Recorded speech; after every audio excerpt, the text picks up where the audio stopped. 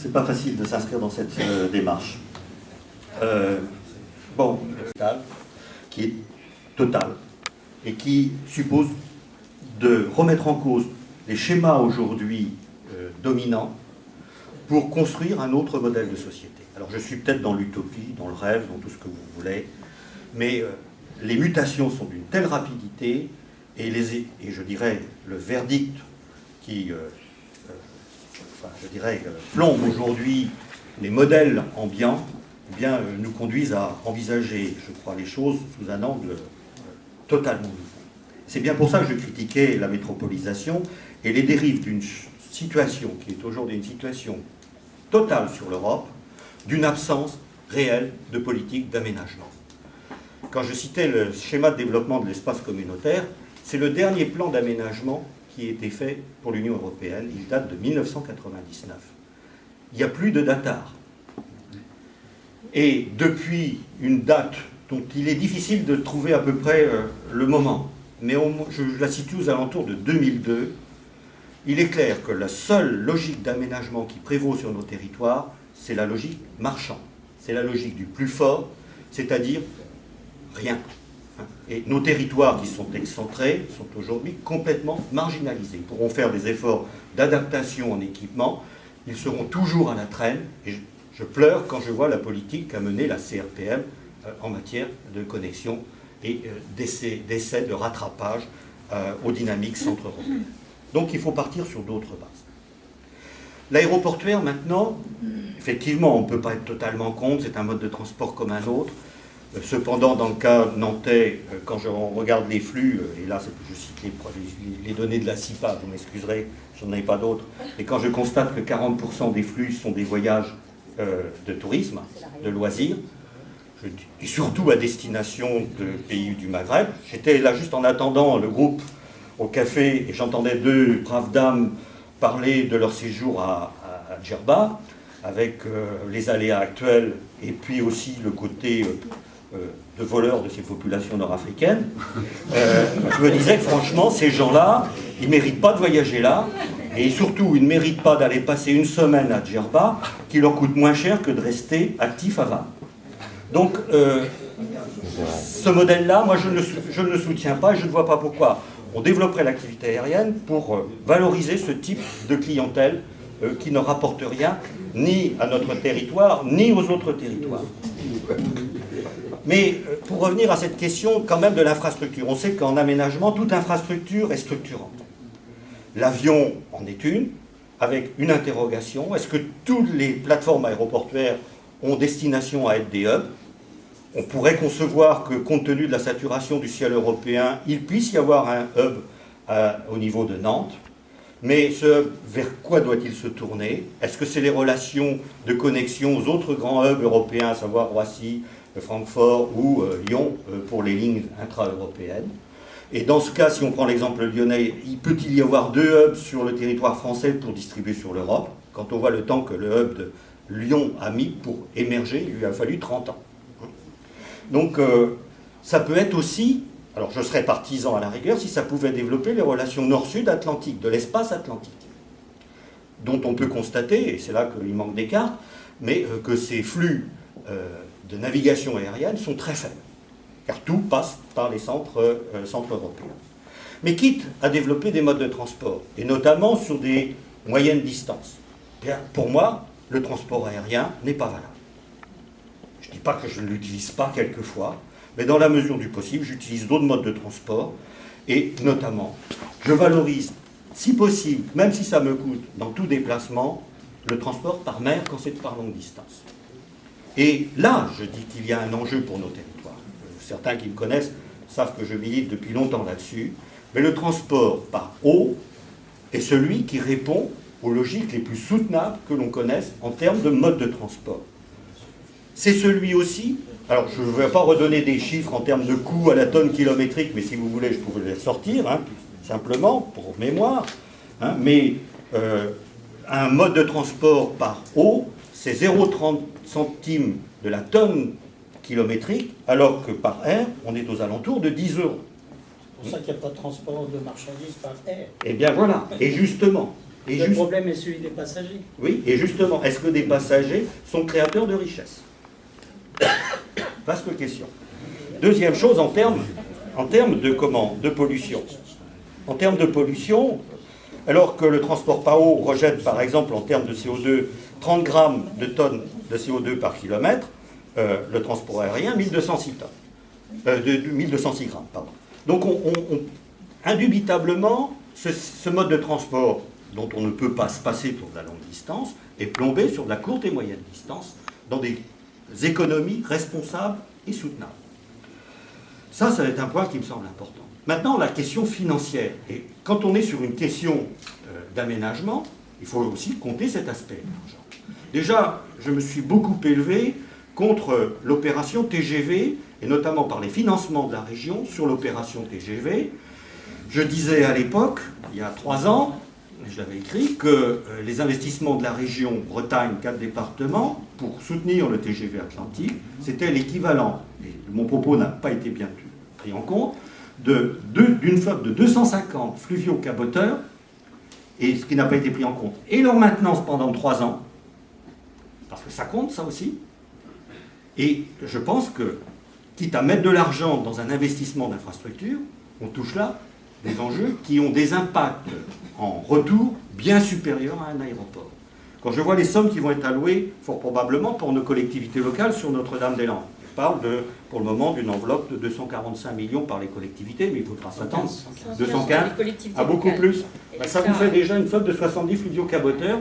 À titre de comparaison, il n'y a que 5 fluviaux-caboteurs aujourd'hui enregistrés sur le territoire français. Et quand je dis qu'on a à défendre une politique d'aménagement sur nos territoires atlantiques ont une spécificité, c'est la mer, et je pense que nos efforts pour générer des emplois directs, des emplois indirects, que ce soit dans le terme de transport de marchandises, comme dans matière de transport passager, parce que le transport maritime est celui qui aujourd'hui techniquement fait les plus grandes révolutions technologiques, en termes de vitesse, en termes de coûts et en termes de maintenance. Bien, on se trompe de voie. Et on est là dans une logique qui est peut-être passéiste d'aménagement du territoire, avec toutes les données que j'ai pu dire sur les impacts urbains, mais aussi une politique qui tourne le dos à des projets de société que nos sociétés atlantiques devraient porter, et la Bretagne plus particulièrement. J'arrête là. Très bien, merci.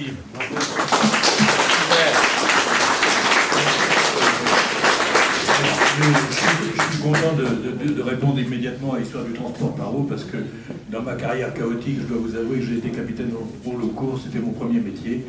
Donc c'est une affaire que je suis encore, et je suis malheureusement, et en tant qu'écologiste, je suis obligé de vous dire que c'est le transport encore le plus polluant, en tout cas en transport de marchandises. Bien. C'est faux. Excusez-moi, ça je ne peux pas laisser. Ben, moi je le dis parce que je l'ai étudié, je le sais. Ben, moi aussi je l'ai étudié et je le sais. Et quand on dit que le tourisme ne rapporte rien, on pourrait facilement prouver le contraire. Ceci dit, je suis pour le Nantes-Bilbao, et si ça peut enlever du fret de camionnet, je serais entièrement parti. Moi je suis contre. Ah oui. C'est encore plus subtil, et là je me prends à contre-pied. Oui. Alors, en ce qui concerne le tourisme, parce que là encore on entend des caricatures. Alors je voudrais en quelques minutes vous reprendre les dernières statistiques de l'aéroport de Nantes. D'abord, je répondrai donc en partie à ma voisine de gauche. Crise après crise, les rebonds ont toujours été meilleurs pour le transport aérien que pour le reste.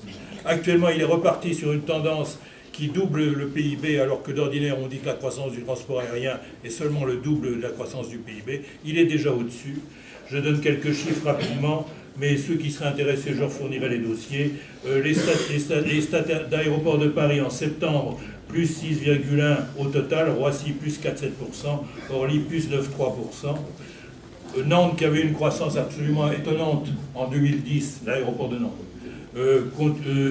la consolide aujourd'hui, puisqu'il est autour de plus 6 à plus 10 suivant le trafic dont on s'occupe. Mais je voudrais insister sur l'aéroport de Nantes et vous donner des chiffres très précis. En 2010, lorsque on a eu une croissance de 14,30% du trafic en général, ce trafic concernait 49% d'international et 50% de trafic domestique. Donc une bonne tendance. Et dans ces 49% d'international, il a cru en 13%, dont 17% sur des axes nouveaux. C'est encore une bonne tendance.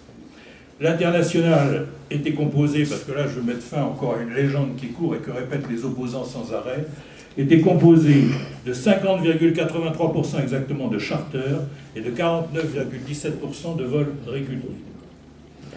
Les charters ont simplement augmenté, et c'est une bonne chose, en 2010 seulement de 1,22%, alors que les vols réguliers, meilleure chose, augmentaient de 28,53%, en particulier grâce à un low cost un peu déguisé, mais enfin, c'est la Transavia créée par Air France pour tenir la dragée haute au low cost.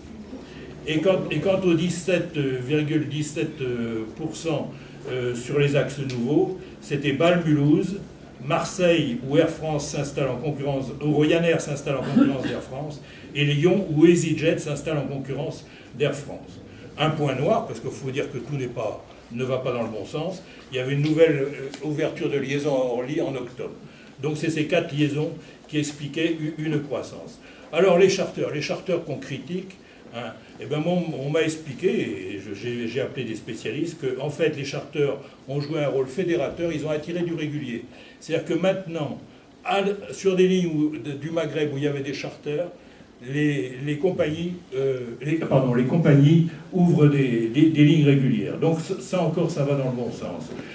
Quant à la contribution à l'emploi du tourisme, il ne faut quand même pas faire de la caricature. L'aéroport de Nantes est couvert par 650 agences de voyage, 70 tour opérateurs, et on me signalait qu'une des agences, d'ailleurs qui a un nom bien breton, Salone, a 800 salariés. C'est pas rien tout ce personnel quand même. Alors, alors ces gens-là, il ne faut pas caricaturer non plus en disant d'où viennent les touristes seulement des environs de Nantes. Non, Nantes joue déjà le rôle d'aéroport du Grand Ouest, puisqu'il y a de la clientèle qui vient jusque de Tours et de Caen. Donc encore une tendance intéressante. Et pour terminer, je vais donner des chiffres financiers très précis sur l'aéroport de Nantes, parce qu'on a encore dit et répété que sa tendance n'était pas profitable à l'économie. En 2000, le rapport du chiffre d'affaires par passager était de 9,6 €. En 2009, il est de 15 €.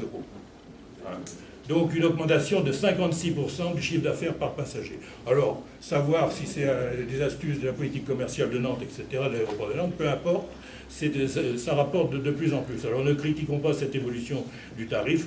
Je précise qu'en ce qui concerne les résultats nets, c'était 5 centimes, c'est passé à 92 centimes par passager. Hein. Et bon, donc... le gardien du temps qui fait le Je voudrais répondre quand même à vous. Oui, mais il y aura encore des questions. Non, parce que là, il faut quand même, sinon on va pas. Et puis là, voilà, il faut qu'on finisse. Jean-François, à toi. Peut-être que tu développeras peut-être des arguments, ensuite de ça Michel, ensuite de ça François, ensuite ça. Je ne sais pas par quoi commencer, donc je prends seulement le pic d'Hubert là. Ça. Donc mon voisin a évoqué le pic d'Hubert. Alors, que disent les spécialistes? Je ne suis pas spécialiste, mais j'en connais quelques-uns. Aujourd'hui, qu'est-ce qu'ils disent? Eh bien, ils disent qu'effectivement, soit on y est proche, ou voilà, ou on y est directement. Alors, actuellement, la consommation des énergies fossiles, c'est la Chine qui progresse le plus en demande. Et sa demande, elle se fait essentiellement à partir du charbon. C'est vrai que la tension, on va dire, sur le pétrole est moindre aujourd'hui. La demande à l'échelle mondiale est légèrement moindre qu'il y a quelques années. Donc ce qui crée finalement un effet, peut-être un effet de plateau avant d'atteindre ce pic d'Hubert. Ce pic d'Hubert, il est inévitable. Qu'est-ce qu'on risque d'avoir s'il y a un léger différentiel entre l'offre et la demande? On va avoir un coût du pétrole qui va sérieusement augmenter. Alors on peut voir aujourd'hui toutes les tensions, on a parlé Françoise Verchères tout à l'heure, les tensions sur les tensions économiques, les tensions sur les budgets, etc. Si on rajoute effectivement une tension sur le prix du kérosène, il est fort à craindre que l'avion sera toujours existant, il y aura toujours du pétrole, effectivement, mais on aura un prix beaucoup plus dissuasif, et notamment pour les vols vacances, qui là, ça ne fera pas de doute, ne seront pas utilisés par moment. Donc,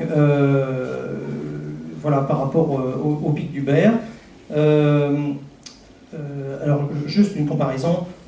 Pendant 10 ans, des économistes ont dit attention, les dettes des États augmentent de manière dramatique.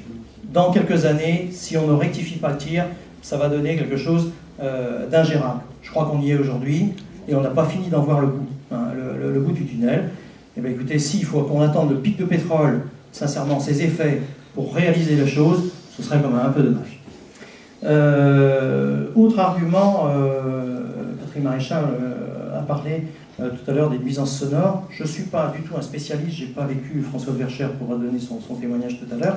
Il semblerait quand même qu'à Nantes, on puisse faire beaucoup mieux aujourd'hui avec l'existant. Pour exemple, il y a, je crois que c'est San Diego, Genève, ont des aéroports qui sont placés vraiment au cœur de la ville. Et il se trouve que les nuisances sont moindres. Alors, je ne suis pas spécialiste de l'aéronautique, je crois qu'il y a quelques techniciens ici dans la salle qui pourront intervenir tout à l'heure. On peut, alors l'ILS, je ne sais pas, il y a d'autres types de procédés possibles pour donc diminuer ces nuisances sonores. Ça, c'est un argument, je reviens là-dessus parce que c'est un argument qui est très utilisé et qui est très efficace pour la population, je dirais, nantaise, qui effectivement se pose beaucoup de questions par rapport à ça. Je crois qu'il faudra vraiment communiquer énormément par rapport à ces nuisances sonores. Et puis aussi envisager peut-être de les diminuer encore. Françoise le développera tout à l'heure avec la piste transversale sur l'aéroport de Nantes-Atlantique actuellement. Sécurité aérienne, ça va un petit peu de pair, je lui laisse la primeur de s'exprimer là-dessus. Je voudrais juste terminer mon temps de parole, je ne peux pas amuser, sur la question des aéroports connexes, notamment de l'aéroport de Rennes. Je suis allé, comme tout bon citoyen, je dirais, à Bain-de-Bretagne, à un débat organisé par une association. Il y avait la CIPA, il y avait des responsables de la mise en place de l'aéroport actuel, etc. Et à un moment donné, quelqu'un pose dans le public la question, mais au fait, qu'en est-il de l'aéroport de Rennes? Les élus autour de la table, dont Jean Normand, vice-président du Conseil général Ille-et-Vilaine, se lève, un blanc total. On verra, dit-il. Moi qui suis simple citoyen, observateur, je me dis, il y a quand même un problème. On va faire un grand équipement structurant. Que veulent nos politiques? Que veut Vinci? Parce que Vinci gère les deux. Va-t-il décider du jour au lendemain de supprimer 350 emplois à Rennes pour dire stop, on arrête tout, vous venez sur Nantes? Ça me paraît assez irresponsable que des élus disent on verra et que Vinci ne s'exprime absolument pas sur le devenir de l'aéroport de Rennes. Ça me semble surréaliste même. Voilà. Ok, merci.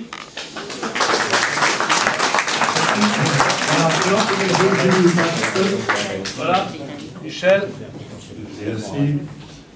Bon, tout à l'heure, je commençais en disant que nous manquions dans nos propos de recul, de prise en considération du temps et de l'espace. Je vais ajouter que nous manquons aussi de prise en considération de l'existant. La plupart des raisonnements qui sont tenus en ce qui concerne l'opposition à Notre-Dame-des-Landes, à les entendre, l'existant ne coûte rien. Et si on faisait Notre-Dame-des-Landes, ça, vous pouvez le consulter sur le site de la CIPA, la production de gaz à effet de serre augmenterait du fait de la création d'un aéroport pour 9 millions de passagers. C'est un chiffre de 2050, on verra bien ce qu'il en sera en 2050. Je serai plus modeste. Je dirais, qu'est-ce qui va se passer si on ne crée pas l'aéroport de Notre-Dame-des-Landes, en janvier 2017 ou 2018, on repousse d'1 an le démarrage? Qu'est-ce qui va se passer? Les 5 millions de personnes, entre 4 et 5 millions de personnes qui sont attendues, compte tenu des trafics actuels, à Notre-Dame-des-Landes à cette date-là, est-ce qu'elles vont rester chez elles? Non, ils feront comme à Nantes. Ils iront à Nantes prendre l'avion pour Paris ou pour leur autre destination. Ou bien elles iront à Rennes prendre l'avion pour Paris ou d'autres destinations, etc. Et puis à Rennes, à Nantes, à Quimper, à Lorient, et moins à Brest, parce que Brest de toute façon, et en partie pour Quimper, parce qu'il se retournera vraisemblablement vers Brest un jour ou l'autre, on continuera d'avoir 20 000 vols d'avions tous les ans entre ces aéroports bretons et ceux de Paris. Si on arrête, eh bien ça veut dire qu'on continue. Qu'on a les 20 000 vols, plus 1000 TGV tous les ans qui font la navette vers les aéroports de Paris. Qu'est-ce que ça veut dire, ça? C'est un surcoût. En faisant Notre-Dame-des-Landes, eh bien, on élimine la plupart des pré- et post-acheminements. Pas 100%, parce que naturellement, il restera une part importante de destinations qui ne pourront pas être desservies à partir de Nantes, Notre-Dame-des-Landes, du fait qu'il y a des destinations plus rares que d'autres. Mais il y a en revanche, pour une minorité de destinations, une grande majorité d'utilisateurs pour lesquels, pour l'instant, on ne peut pas prendre l'avion à Nantes, soit pour des raisons de concurrence, parce que Air France contrôle tout, parce que Air France contrôle en particulier les statistiques sur le trafic, origine, destination et correspondance, et que tant qu'on aura ça, on aura une dose d'obscurité qui obligera à des recherches, comme j'en ai fait, à aller chercher des recoupements plus ou moins possibles et plus ou moins fiables. Donc si on ne fait rien, il ne faut pas croire qu'on ne perd pas d'argent, qu'on produit moins de mètres cubes de gaz à effet de serre. La réalité, c'est simplement le contraire. On continue davantage dans les transports de préacheminement et autres, et on continue d'obliger les gens à faire des circuits qui ne sont absolument pas tenus de suivre. Bon, pourquoi est-ce qu'on veut déplacer Notre-Dame-des-Landes? C'est aussi parce que... Déplacer Notre-Dame-des-Landes. Ah, Notre-Dame-des-Landes. Si on le déplace déjà...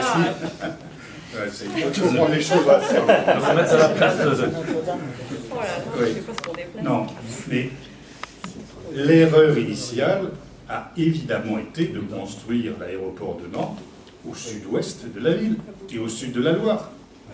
C'est-à-dire à l'endroit le plus éloigné de toutes les entrées-sorties de Nantes majeures. Qu'est-ce qu'il y a comme sortie proche? Il y a La Roche-sur-Yon, il y a Clisson, il y a... Oui, ils ont leur avion. Montaigu aussi, non? Mais, et à Cholet quand même aussi, il ne faut pas négliger. Mais la plupart de ces destinations sont obligées de venir vers Nantes, d'emprunter sur une partie plus ou moins grande le périphérique de Nantes, de passer souvent sur le pont de Cheviré. Vous savez comment c'est le pont de Cheviré? Eh bien... oui, non, mais il y aurait moins de gens à faire du sud vers le nord que de gens du nord vers le sud. Bien. En réalité, donc, non seulement on n'arrête rien du tout, mais au contraire, malheureusement, on continue tout ce qui est mauvais. C'est tout. Voilà, merci. La parole donc est à Françoise. Alors, moi j'étais très contente d'entendre le panégyrique de Nantes Atlantique tout à l'heure par mon voisin, parce qu'effectivement, quand je dis qu'on n'a pas besoin de Notre-Dame-des-Landes, c'est parce qu'on a un aéroport international qui fonctionne très bien. Il fonctionne même tellement bien qu'il vient d'avoir le prix du meilleur aéroport européen. C'est vous dire à quel point il est nul cet aéroport, vous voyez? Et on nous explique que ça va pas du tout. Alors ça va pas du tout parce qu'il est chez les Ploucs au Sud-Loire. Ça j'ai bien compris ça, là je viens de comprendre ça. Non, je plaisante. Alors, non, il n'est pas chez les Ploucs, mais il est au Sud-Loire, effectivement. Pourquoi est-ce que je dis qu'il est bien cet aéroport? Il n'est pas saturé. Alors ça, enlevez-vous cet argument de la tête, ça c'est un mensonge. Il n'est pas saturé. Ça a d'ailleurs été le cœur du débat public. Et au cœur du débat public, quand on a montré qu'il y avait mensonge sur la saturation, une étude indépendante a prouvé qu'effectivement, il n'était pas saturé. Car une piste peut accueillir beaucoup plus de mouvements que n'en accueille Nantes Atlantique. Alors là, il y a tous les exemples étrangers et français qui le prouvent. Alors moi, je vais vous donner quand même aussi des chiffres, puisque sinon, tout le monde sort des chiffres. Voilà. Bon. Alors, aujourd'hui, il y a effectivement 3 millions et quelques de passagers, 40 000 mouvements. Eh bien, en 2001, il y avait 43 000 mouvements. C'est-à-dire qu'aujourd'hui, en 2011, je ne vais pas dire qu'on a moins, je vais dire qu'on a à peu près pareil en nombre de mouvements. Or, on est bien d'accord que ce sont les mouvements qui font du bruit, ou qui sont dangereux, puisque ça va être un argument, et pas les gens qui sont dedans. Donc on a rempli les avions, ce qui est quand même de bonne économie, me semble-t-il. Donc il n'est pas saturé au sens où effectivement on aurait soudain eu une augmentation telle des mouvements que ce serait insupportable. Alors vous pouvez me croire, je suis la seule probablement ici à habiter à Bougnay, à 1 km à vol d'oiseau de la piste, sous l'atterrissage et le décollage des avions. Donc ce que je dis n'est pas la subjectif, la réalité, c'est qu'aujourd'hui, les avions, il y en a un peu moins dans le ciel de Bougnay qu'en 2000. Alors je ne dis pas qu'il n'y en aura pas plus, si ça augmente beaucoup. Mais il y en a un peu moins et je pense qu'on va avoir tendance à remplir encore les avions. Les avions, il faut beaucoup moins de bruit.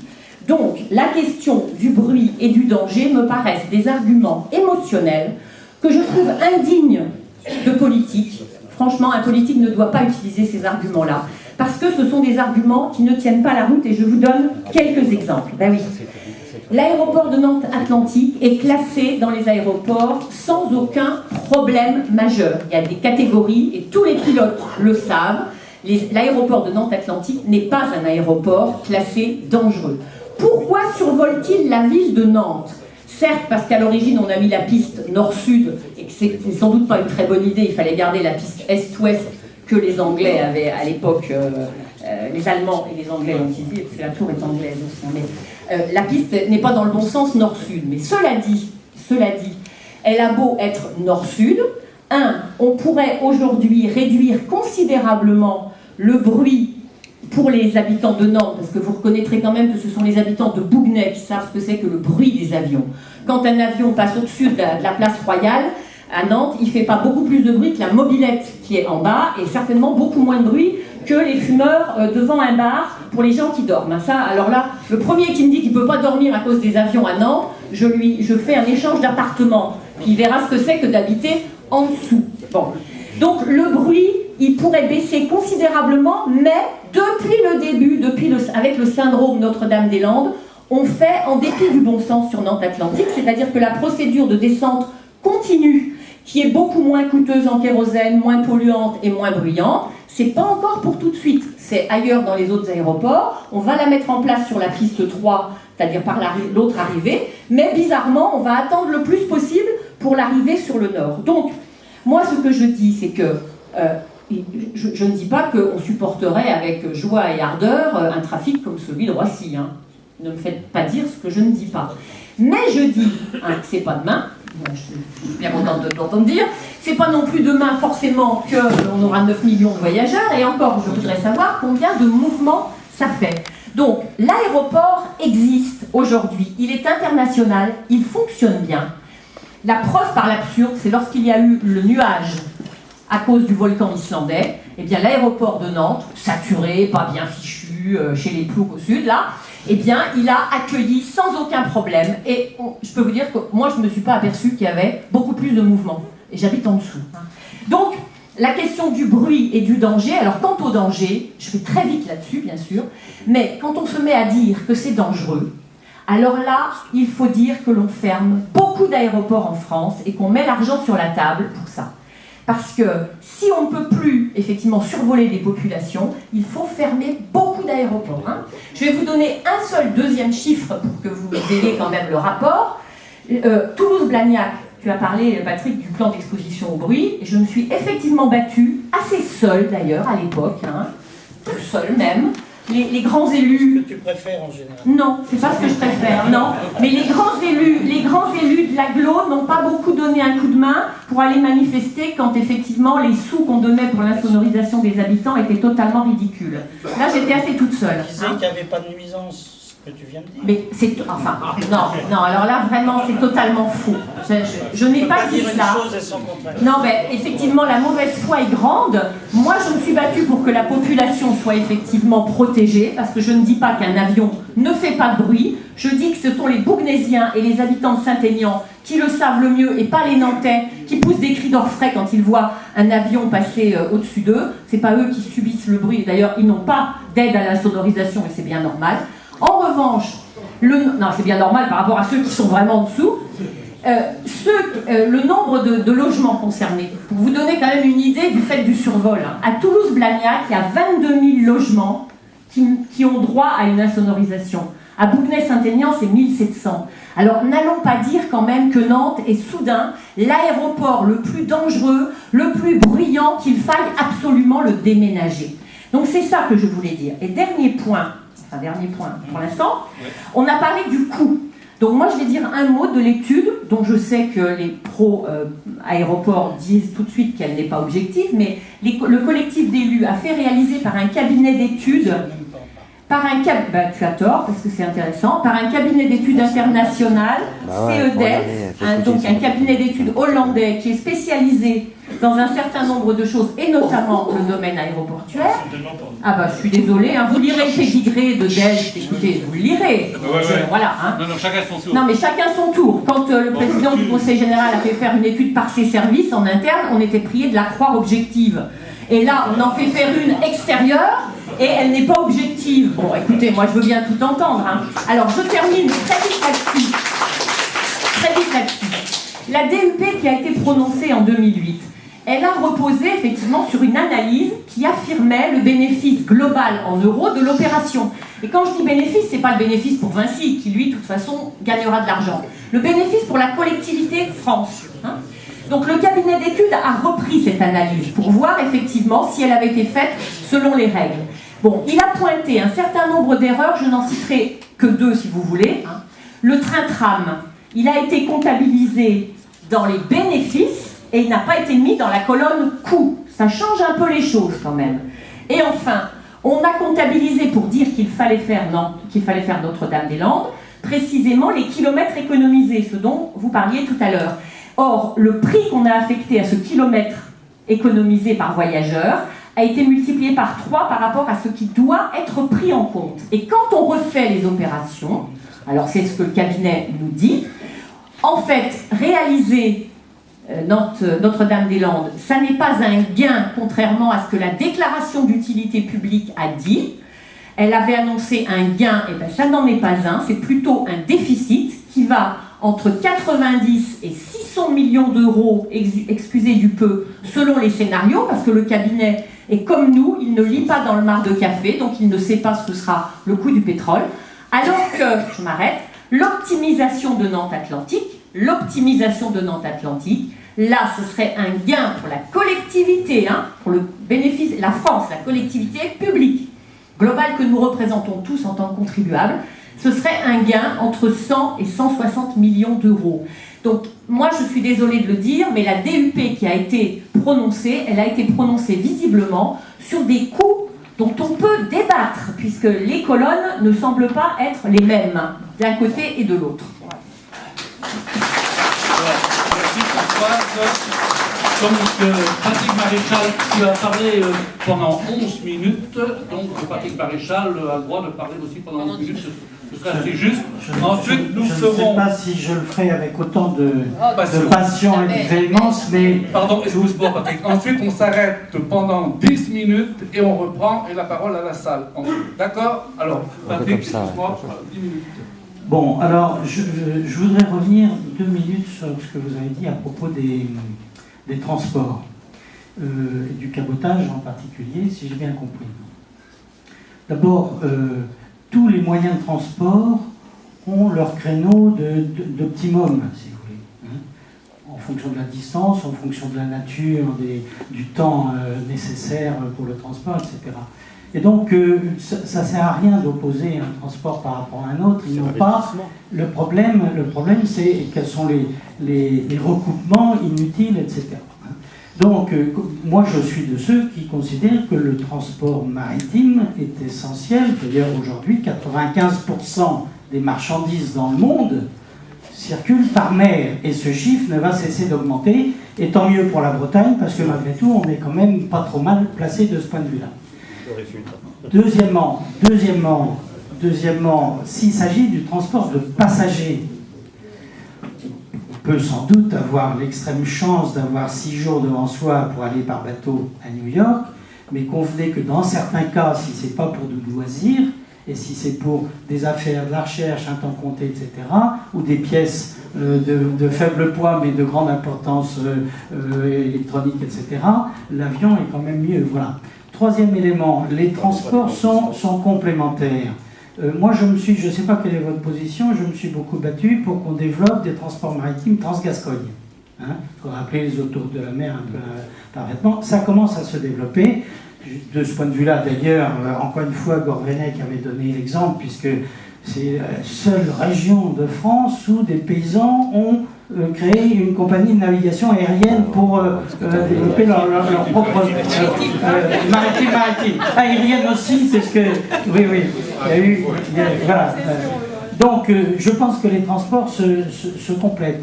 Quand on est allé discuter avec Riron, avec Santander, etc., du problème de ligne maritime, je suis désolé, on a pris l'avion pour aller discuter avec eux.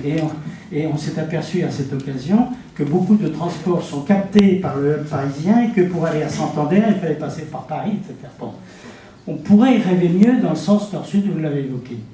Alors, moi, ce que je voudrais dire, parce que je vois que je ne vais pas avoir assez de temps, quels sont au fond les grands arguments, dont certains ont été rappelés par François. Oui, ici, ce que je voulais dire aussi, c'est que c'est d'abord dire qu'il est indigne d'agiter la question de la sécurité. Je n'ai pas de leçon à recevoir de dignité. Chacun a ses arguments et on n'a pas à trouver que les autres sont indignes. Ils peuvent être valables ou pas valables, je le dis très calmement, parce que c'est une question qui préoccupe à juste titre tout le monde. Après, il faut en faire la part, mais il n'y a pas des arguments dignes, il y a des arguments indignes. Ceci étant, je crois qu'il n'est pas non plus tout à fait pertinent, en tout cas en bonne logique, de mélanger des arguments de très court terme et des perspectives à long terme.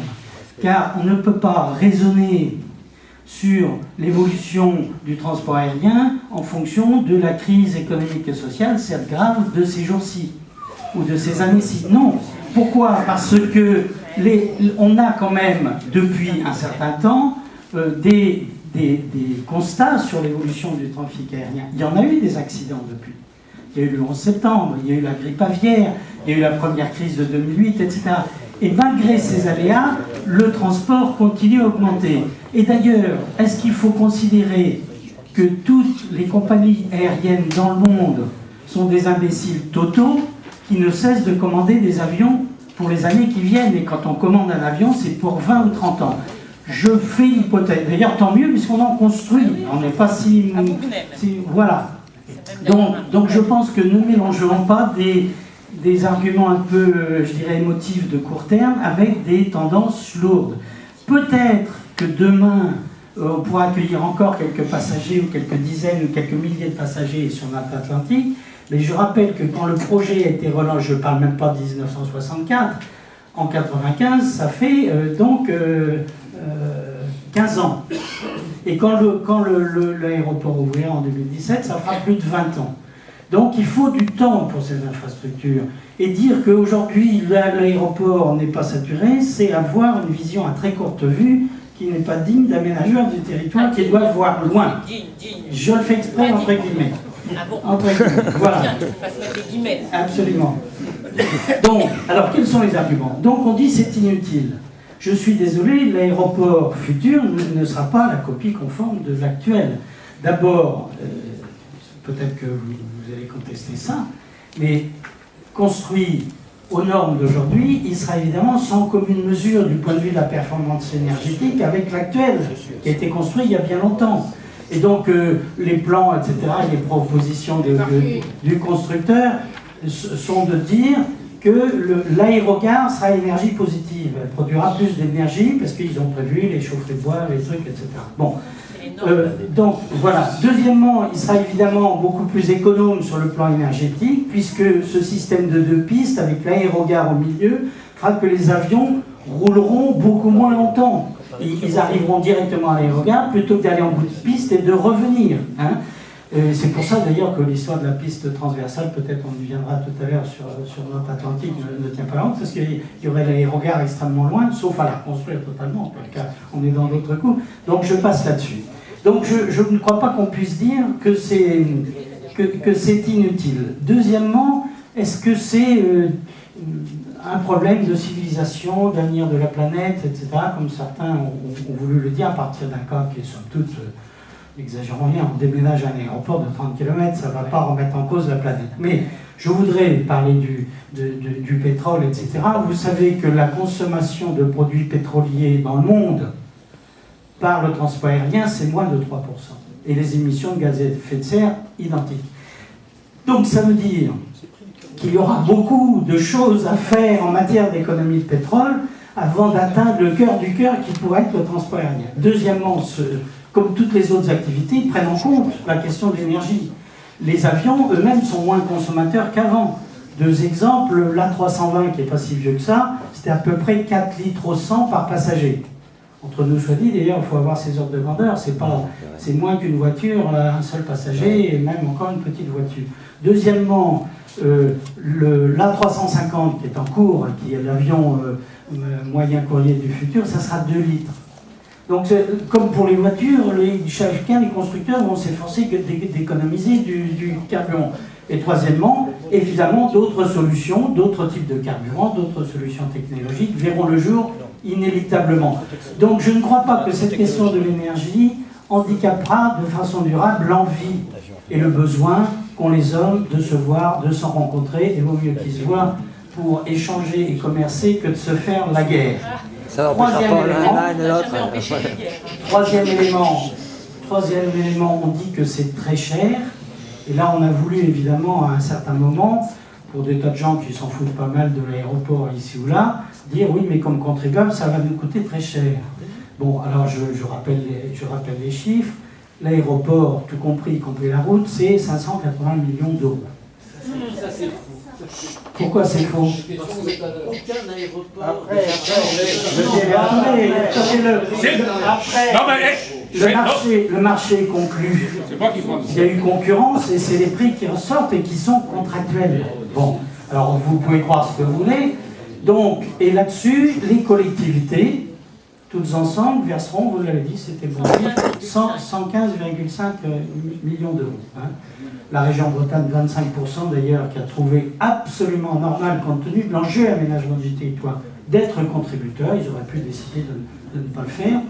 Et donc, au total, ce sont des sommes relativement faibles. Je voudrais vous donner une comparaison. Nous finançons au Conseil général de Loire-Atlantique, aux côtés de la région administrative Pays de la Loire, le tram-train Nantes-Châteaubriand, 60 km sur une ligne existante qu'il faut moderniser. Ça coûte 200 millions pour 60 km d'un tram-train sur une ligne existante. Donc, relativisons les choses. L'investissement des collectivités ne sera pas très important et n'impliquera pas d'autres projets. Bien sûr, on peut dire, je ne parle pas du TGV, le Morel, etc. Quant à la question de l'environnement, alors, la question de l'agriculture est importante. Pour les agriculteurs qui sont sur place, hein, donc je rappelle, il y a 26 exploitations qui disparaîtront en totalité parce que le siège de l'exploitation est sur le territoire, 8 qui seront impactées entre 20 et 50%, et 19 qui sont touchées pour quelques parcelles et qui elles, ne sont pas mises en cause. Mais c'est un problème. Ça se discute et ça se négocie avec les agriculteurs. Des terres, il y en a. D'une part, parce qu'il y a beaucoup de friches, notamment dans l'agglomération nantaise et autour, et deuxièmement, parce qu'aujourd'hui, malheureusement on peut le regretter, beaucoup de terres libérées sont attribuées à des agriculteurs qui veulent s'agrandir pour faire une agriculture productiviste, alors qu'il y a des jeunes agriculteurs qui ont de la peine à s'installer. Mais ce n'est pas allez, en chiffreront les 2000 hectares qui sont à comparer, sur 30 ans, je rappelle, ou 40 ans, qui sont à comparer avec les 2000 qui quittent l'agriculture tous les ans à cause de l'étalement urbain. Et je voudrais terminer par là, étalement urbain. Est-ce qu'il vaut mieux que l'aéroport soit dans la ville et que les gens soient obligés d'aller habiter à 20 ou 30 km en faisant des trajets en ville tous les jours avec tout ce que ça coûte d'encombrement, de carburant, etc. Ou est-ce qu'il vaut mieux pas mettre l'aéroport un peu plus loin et urbaniser la partie de l'aéroport actuel? Voilà, je demande à ce que le bilan soit nettement fait en matière environnementale et énergétique. Voilà. Merci d'être là. Donc, on s'arrête. Allez,